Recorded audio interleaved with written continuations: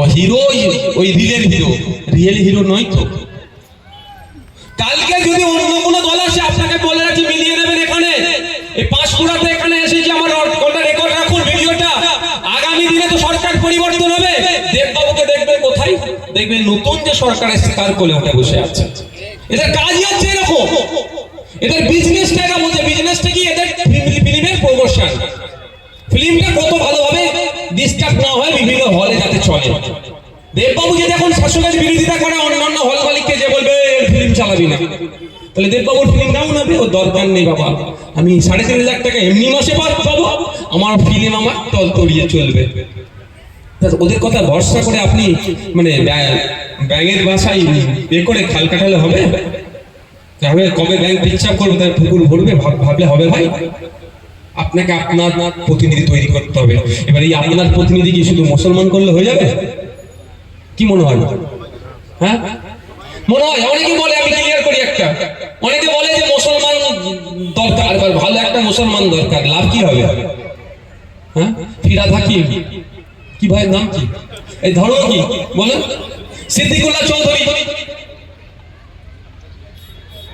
আর নামগুলো বলবো? লজ্জা দেবো কাউকে নাকি?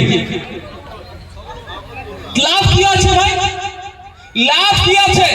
মুর্শিদাবাদের মতো জেলাতে বসে মুখ্যমন্ত্রী, যেখানে পিছনে এমপি এমএলএ গুলো ওই খালিলুর রহমান থেকে শুরু করে, আবু তাহের থেকে শুরু করে কতজন আছে, আমিরুল ইসলাম থেকে শুরু করে বসে সেখানে বলছে এখানে ওয়াকফ নিয়ে আন্দোলন করতে দেব না, চুপ করে বসে আছি। ও নামলে লাভ কি হবে ভাই? আর একই ভাবে বলছে। আমি আপনাদের একটা জিনিস ক্লিয়ার করতে চাই, প্রসঙ্গ ছিল অন্য, এই পূর্ণ প্রসঙ্গে চলে এসেছি। ওই মুসলমান হলে মুসলমানদের উপকার হবে এই আশা ভুলে যান, আদিবাসী বিধায়ক হলে আদিবাসীদের লাভ হবে এই আশা ভুলে যান, দলিত হলে দলিত মানুষের ভালো হবে এই আশাও ভুলে যান। আমি তো বিধানসভার একজন সদস্য, আর ভিতরে কি হয়তো আমি আপনাদের থেকে একটু বেশি জানবো। যদি টিভি থাকতো, লাইভ চলতো, তাহলে আপনারা জানতে পেরে যেতেন কি হচ্ছে না হচ্ছে। টিভি নাই, সমস্যা আপনারা জানতে পারছেন না। পশ্চিমবাংলার বিধানসভায় 18টি এসটি কমিউনিটির রিজার্ভ সিট থেকে এমএলএ যায়, মানে আদিবাসী সমাজ থেকে 18টা বিধায়ক বিধানসভার মধ্যে যায়, তারা আদিবাসী সিট থেকে নির্বাচিত হয়ে যায়। তারা গিয়ে তাদের কাজ কি? আদিবাসী সব থেকে বেশি করা ভাই, স্বাভাবিকভাবে।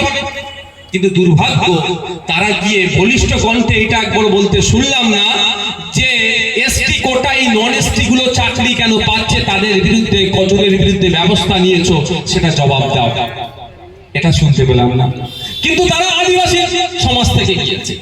পশ্চিমবাংলার বিধানসভায় 63টার অধিক এসসি কমিউনিটির আছে, শিডিউল কাস্ট কমিউনিটির বিধায়ক আছে, তারা সেই এসসি সিট থেকে রিজার্ভ সিট থেকে যাচ্ছে।